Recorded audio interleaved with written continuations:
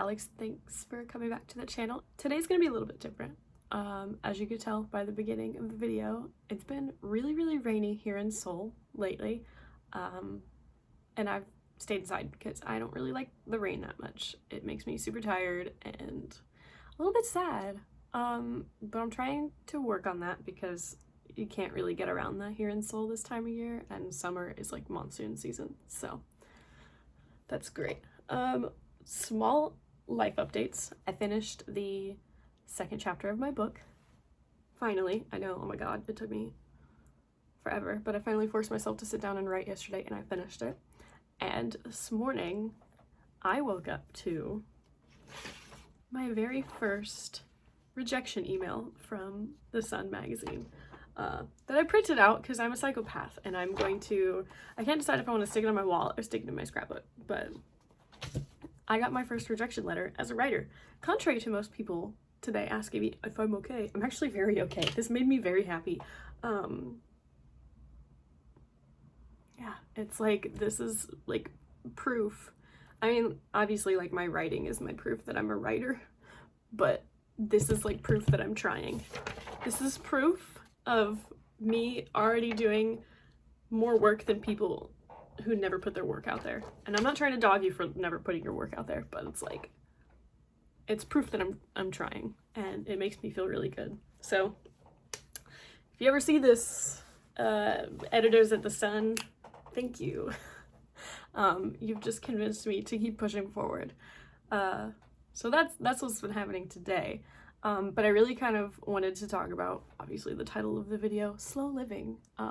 I've been watching a lot of YouTubers lately that do like slow living stuff, or just stuff that I've slowly become more interested in. Like Rachel Maxey, she does a lot of like sewing videos, and just she's absolutely freaking hilarious. Girl, if you ever see this, I would love to be your best friend in real life.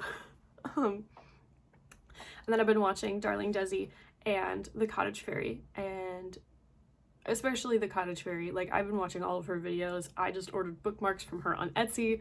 I love her videos. They have been so calming for me lately. Not that I've needed calming, but I just feel like I'm about to turn 26 in July, and I feel like I'm kind of hitting a real turning point in how I view myself, and how I wish to present myself, and how I want to live my life, which is kind of crazy because it's very contrary to the way that most people live in Seoul or in like any big city. But that's kind of why I titled it this way, is I wanted to have a conversation about that and then take you guys with me later in the video to do some other things. This is also the first time I have I wrote an actual outline, kind of an outline for a video, because I had a lot that I wanted to say, because I've been thinking about this for a while. What really kind of got me thinking about this, besides watching people like The Cottage Fairy, was Alice Capel's video on slow living, which I will also link in the description with the rest of the YouTubers that I've been watching. But her slow living video really kind of got me thinking about how I view it, especially as somebody who lives in a city who basically just doesn't sleep. Everybody just keeps going. And the culture is very different from the idea of slow living. So that's kind of where I want to start. If you see me looking this way, it's because I've never used a outline or script before. So I apologize for that. Yeah, so slow living in Seoul. I guess you would have to kind of start with the definition of slow living, which on the internet people tend to think of slow living as you move into a cottage in the woods and you are completely sustainable by yourself and you don't need other people. Which that is, you can take that however you want, or you can take slow living your own way. I don't really think that it has to have a one set meaning. I have ADHD and I was diagnosed in the 6th grade, but I wasn't aware until sometime last year that it actually follows you into adulthood. And nobody told me like how to cope with it. It was just, here's this medicine, you have this thing, deal with it. And I'm finally coping with it now. as best as I can because I don't want to take medication anymore. And for me, slow living lately has been trying to find things that my brain can take slowly, because I was working full-time from the day I turned 18 while going to college full-time, and then I dropped out and I moved to Chicago and I worked full-time there, and I had just been working and working and working until COVID hit, and I didn't have a job anymore, and I was back living at home with my parents after like living on my own for 2 years and not knowing what to do. Yeah, I'm sorry if you have to hear that. Everybody does that here, and I can't. And then I forgot where I was at, so it's, my brain moves so fast that my body can't keep up sometimes. And when I was living at home after COVID, it was really just, I was cleaning my room all the time. I was doing so many projects a day, like I was painting my closet doors. I was just trying to figure out something to do because I didn't know how to slow the heck down. And it really hadn't hit me until like the ending of last year that I really needed to slow down because it was exhausting. And I have nothing against like hustle culture. Like if that works for you, then by golly, it will work for you, and I'm gonna be happy for you that it works for you. But yeah, for a long time I was beating myself up because I didn't really feel like I was doing enough, especially after I dropped out of college and moved to Chicago. I felt like I was working even more ever since finding like slow living, because cottagecore and like slow living has kind of taken over. First of all, my Pinterest boards, obviously. Second of all, just how I've kind of been perceiving how I want to live my life, because I'm married now and I'm putting together my wedding for next year, because we live in Korea and we wanted to have a wedding in America, like American style wedding. Excuse me. And I want to have kids, and it's really kind of made me think of things differently, especially now that I'm hitting that quarter-life crisis. But yeah, it's been really, really nice. And starting with like the change in aesthetic has made me feel a little bit more comfortable in myself. Because for a really long time, I was really, really into like alternative stuff. Like even now, a lot of my clothes are just black. Like I'm wearing black sweatpants, which is not a bad thing, but I just don't feel like it really fits me anymore. So I've kind of been trying to change it up and find out who this new version of myself is. And I think slow living has made a really, it's nuzzled its way into my heart of kind of how I want to start being. And I'm trying to make it easier on myself, because going slow, obviously, as somebody with ADHD, is not easy. So another thing about slow living is like a lot of people tend to be really sustainable, and like they sew their own clothes or they plant their own stuff, and living in another society besides America that is extremely consumerist, when unlike America, there's not really, like, the way that America thinks of thrift stores is not the way that Korea thinks of thrift stores. They are not the same. Goodwill does not exist here. Like, yes, there are thrift stores, but in general, I find that they are nowhere near as cheap. Nowhere near as cheap. And they will slap vintage on it stuff and rake up the price. It's like if you took what happens on Depop and just throw it into... That's like, you know, what happens with Depop is they'll put vintage on something and they'll chalk up the price, and then you're like, oh my god, I have to pay so much money for this vintage piece because it's vintage. No, well, that's essentially kind of how stuff is here. People will slap vintage on it at a thrift store, and it's a lot of money. Like, I can't go buy glassware for $1. Don't exist. So it's a little bit harder for me to be frugal in that sense, but more so that it has made me not buy as much stuff in general, contrary to all of my stuff going on behind me. I am trying to be a little bit less materialistic because I do realize, obviously, eventually my husband wants to move back to America and I can't take all this crap with me. So that's one thing that I've been trying, is just kind of lessening my intake of materialistic items. I'm not looking at you, Zelda Tears of the Kingdom Switch OLED, because I will be buying that.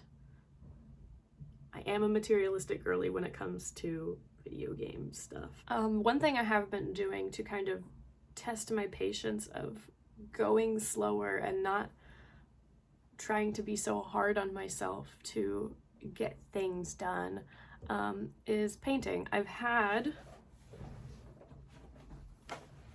this paint set for a very long time. I got it in Chicago because I lived close to a Blick art store. And it's like the Japanese gouache set, but it's also really good for watercolor. And it's beautiful. I love this thing. And I'm so happy that I finally started using it again. I painted this little guy. I think I finished it day before yesterday. I finished it the day before yesterday. I'll put up a picture here because I took a picture of him. I watercolored my plant, my snake plant. His name is Pedro, after Pedro Pascal. So that's one thing, because when it comes to the technicalities of watercolor, you have to let everything dry before you start painting again, because if you don't let it dry, everything will muddle together. That's been a really big test of my patience, because I love just speed doing everything. And I've really started getting more into plants. I haven't started growing like any of my own, excuse me again, like herbs or stuff like that. My biggest want is I really want to grow chamomile, because I love chamomile tea. And I would just rather grow something and keep growing it and using it than just keep buying it over and over and over again. And I think growing chamomile would just be so cute. Like, come on, it's chamomile, it's adorable. But I have a lot of plants, and my husband actually just bought 2 more. JJ just bought 2 plants without telling me, because he wanted to put plants in the bedroom for better air quality, because our bedroom is really, really humid, and we don't open the window a lot because our bedroom, we live in an area where a bunch of bars are, and like the light pollution in the bedroom, yeah, we just keep it really dark. And so he bought plants, and he bought a little UV grow light.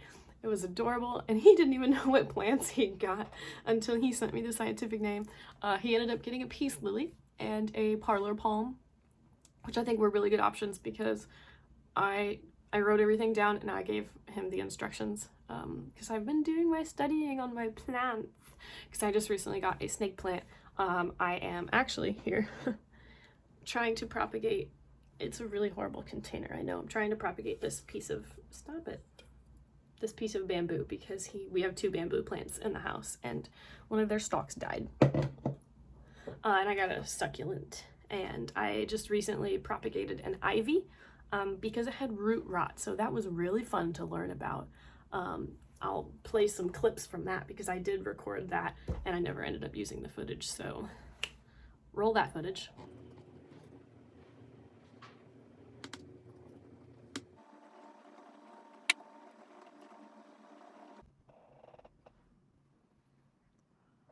And obviously for slow living, like, it's all just your personal, everything is personal preference. I could obviously be taking slow living very differently than somebody else would be, but because I live in Seoul, I have to kind of take things, like, to do things my way, in a way that it works for me, because it's really different. I just think that with the way I grew up, like coming into like my 20s, my mid-20s now, it's really essential for me personally to feel like I need to slow down. Obviously, I'm a very productive, driven person. Like, I still want to get things done. I'm writing a whole freaking book. That counts for something. And I don't know, it just feels, I feel very different than I used to, and I feel the need and the push within myself to make these different changes in my environment and my life. And I'm really excited about all of them because I spent a long time in these different places like Chicago, and like even when I first kind of got here to Seoul, and I really just did not feel like I fit with anything.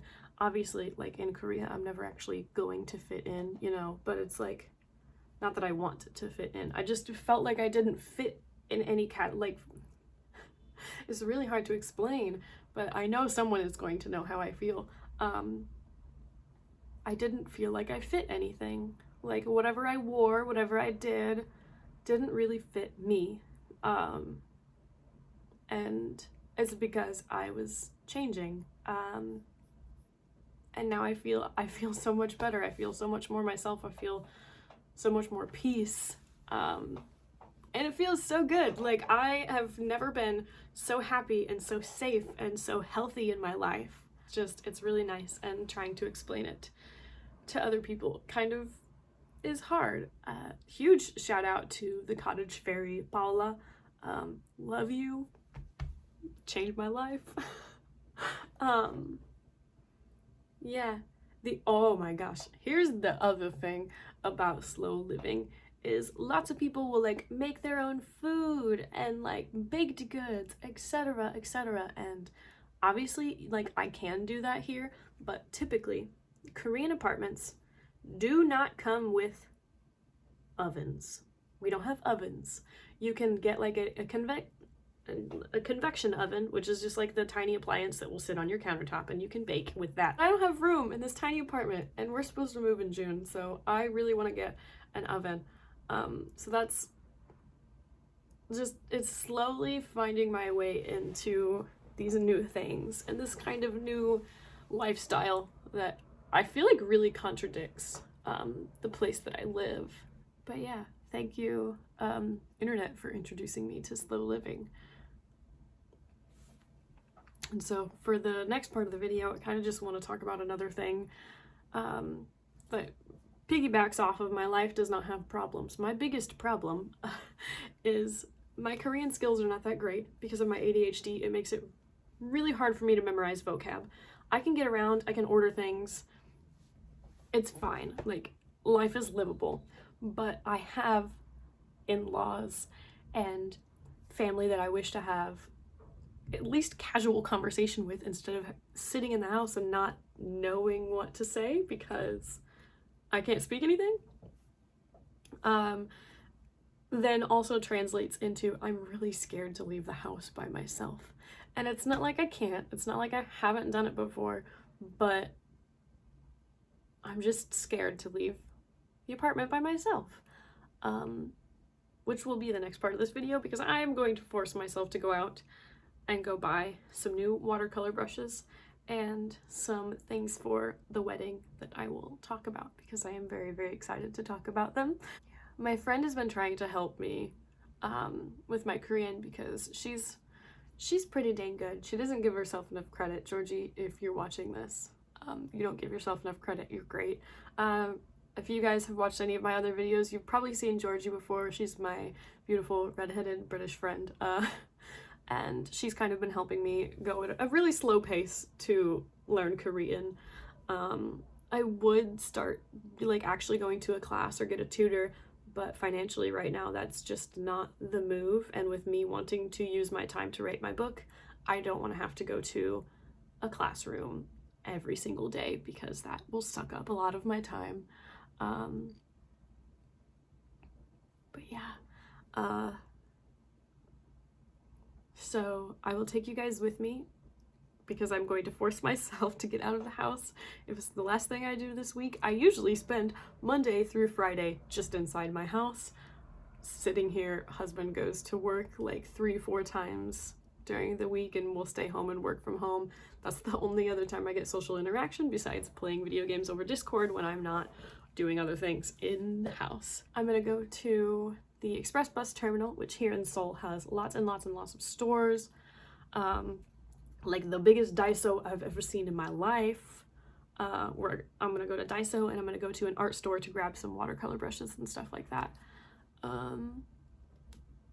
So I really hope you guys have fun with the next part of this, and thank you so much for listening to me talk. I would love to have conversation in the comment section about what you guys think about it.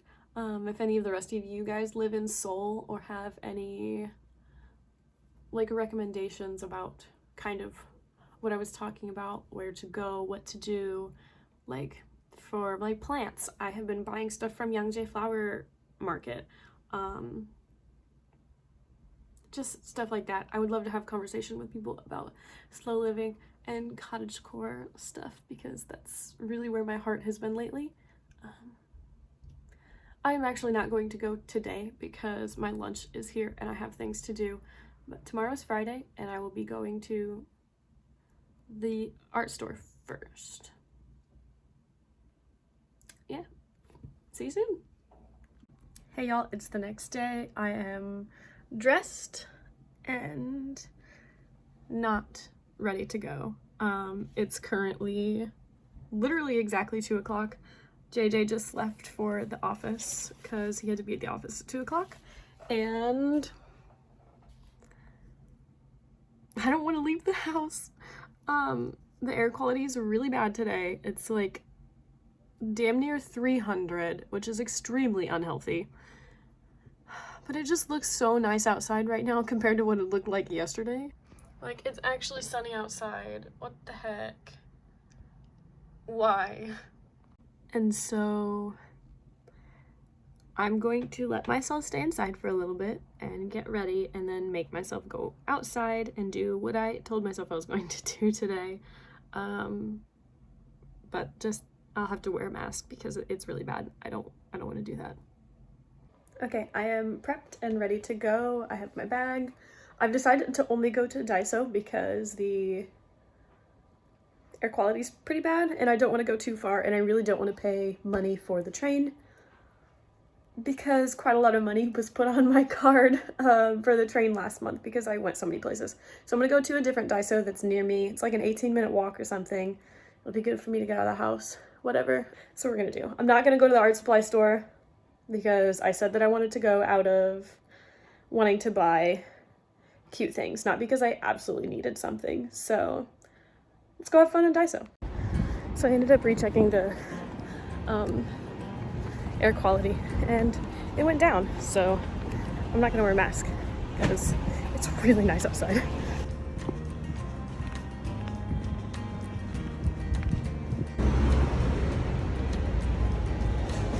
So I made it in. I have to be careful about like how I film because here in Korea you are not allowed to film other people without their consent.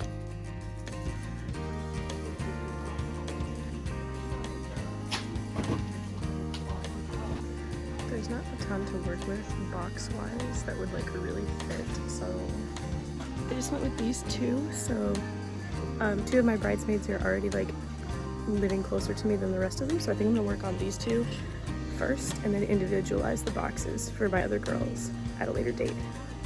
I think that's what I'm gonna have to do. I really would have liked to stay in there more, but I live in a really busy part of Gangnam. Sorry if it's like a really awkward angle. I have a lot of anxiety right now. I left there really fast because there's a lot of people in there. I live in a really busy part of Gangnam, so like everybody and their mother is out today because it's nice. But I ended up out with my soil all over my shirt too. I think there's a hole in the bag, but I will catch up with you guys when I get home and I don't feel like screaming. Okay, I'm back. I'm a little bit out of breath, but I changed. I'm sweating. I walked a long way and I look greasy. Why do I always look greasy? I literally just had a shower. Don't ask me. So before I get into my Daiso haul, I chose to go to Daiso by myself this time because in Daiso you don't have to talk to a person to check out your stuff. You can just self-check out, and they have options of different languages. So it makes it really easy for people like me who can read Korean but can't translate Korean. but the dye sewing machines are pretty straightforward. I just don't have to talk to people, and that's why I choose to go there first. Because the moment I walked in, I saw a lot of people, and I started getting a lot of anxiety, and it was just not great. Trying to push myself out of my comfort zone is obviously going to be uncomfortable, but at least I'm trying. So let's get into the dye sew haul and stop talking about my anxiety so that I can calm down. I got this foliage dirt because Mr. Pedro needs a new pot. Well, he's actually like, he needs to be put in this pot. So I needed to get some dirt so that he could actually go into his new pot and grow, because I think he's like, the dirt is up a little bit too high on his leaves. So there's that. And then I'll have foliage for whenever Patricia here is ready. And I think I've rolled the clips for you guys already for how I planted, or for how I propagated her. I'm so excited because she's got so many new like pieces of growth. There's like this big one over here. This little guy, he's got two. Oh, I'm so excited. So yeah, pesticide-free soil. I think probably my favorite pick of the entire shopping trip was this little lavender for $1. Oh yeah. This was 3,000 won. 3,000 won probably comes out to either less than $2 or like less than $1 or something like that of US dollars. This is less than a US dollar. I'm so excited because if I can grow this properly and do this properly, I can have lavender tea and a bunch of other lavender stuff, and I'm super excited. Probably should have shown you this last, but I was way too excited about this. You guys already saw inside the store. These are, I'm not getting a lot of stuff for the bridesmaids because my wedding's quite small and I'm on a budget, but I did have a few ideas. They just open up like this. They're gonna be like all the cute little stuff I'm gonna put inside. I really have to get one of my friends done soon because she will be here. She lives in China. She'll be here at the end of the month, so I have to get her box done ASAP. And then the other bridesmaid already lives here. Georgie and Danielle, if you're watching this, no, you didn't see anything. These are not the droids you're looking for. And then this was not something that was on my list, but it was something that I needed because I use a lot of paper towels in the house, especially for when I'm doing like my watercolor stuff. So I just got a towel that I could actually like use for my watercolor and then just throw it in the washer so I don't have to keep wasting paper towel, which was another thing on my like slow living cottagecore list. I wanted to be a little bit more sustainable and not a little bit less wasteful, which I also kind of feel like I think I was rambling yesterday and I'm not sure if I necessarily got my point across, but TLDR, slow living is hard for people in the city, or I wouldn't necessarily say hard, but it's very different, and I am trying my best and it feels really good. So I hope you guys have been enjoying this video as much as you can. I feel like it's been all over the place. I feel like I'm all over the place. I'll see you guys in the next video. Please like and subscribe. It helps my channel grow and it helps me grow. And I hope at least the video made you smile at least once. I'm not used to talking to the camera and I'm not used to filming out in public, so thank you for watching me struggle. I will see you in the next video.